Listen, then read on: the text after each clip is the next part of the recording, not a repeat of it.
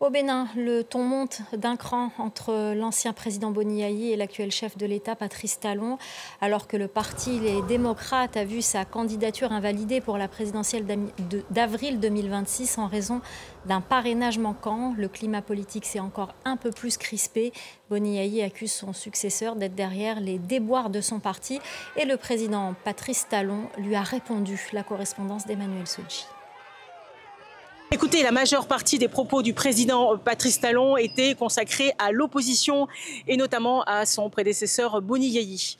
Le chef de l'État rejette toute responsabilité dans l'exclusion du Parti Les Démocrates de la présidentielle.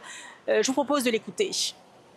La situation dans laquelle se trouve la dynamique électorale ne m'enchante pas du tout. Elle porte préjudice à l'image de notre pays. Mais pour autant, il n'y a pas lieu d'indexer la réforme du système partisan, encore moins le code électoral.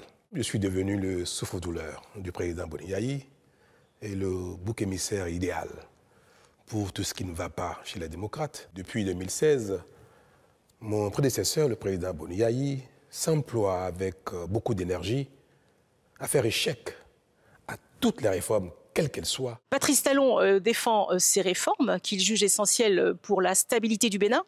En fait, selon lui, un code électoral plus exigeant favoriserait les alliances et une gouvernance partagée.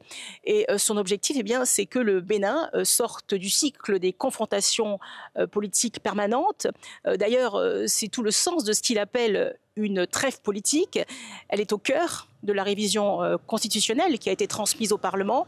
Il y a un article qui propose que les partis mettent de côté la compétition politique durant 4 ans après chaque présidentielle et l'objectif serait de ne pas freiner l'action du gouvernement. Vous avez aussi un article qui concerne la création d'un Sénat et là tous les membres seraient désignés. Ils ont notamment pour mission de renforcer l'unité nationale. Je l'ai dit une fois, on ne peut pas construire le pays quand on a l'impression qu'il y a une partie du pays contre une autre. Je suis à la fin de mon mandat et ce serait regrettable que je ne fasse rien pour que les choses changent. Boni Yayi a dit non au projet de Sénat.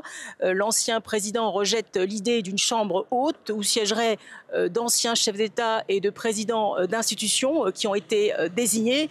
Il parle d'une dérive antidémocratique.